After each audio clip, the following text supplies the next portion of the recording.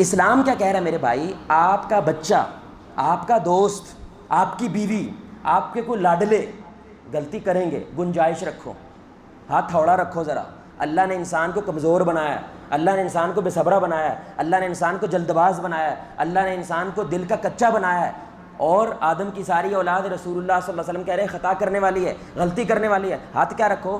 تھوڑا رکھو۔ اور اگر وہ مان رہا ہے ابا جی غلطی ہو گئی ہے، میں ایسا نہیں کرنا چاہتا لیکن ہو جاتا ہے، معاف کر دو، میرے بارے میں دعا کرو، یہ اچھا بچہ بھائی اے آدم علیہ السلام کی ڈگر پہ ہے، اس کو گنجائش رکھو، اپنے قریب لگاؤ۔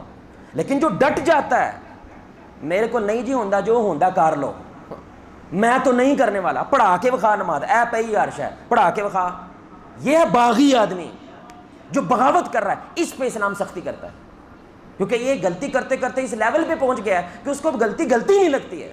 لیکن جو غلطی کر کے مان رہا ہے نا میرے بھائی میری جان، وہ یہ کہہ رہا ہے میں بدلنا چاہتا ہوں، جو غلطی کر کے مان رہا ہے وہ یہ چاہ رہا ہے کہ میں بدلنا چاہتا ہوں، میں ایسا نہیں رہنا چاہتا۔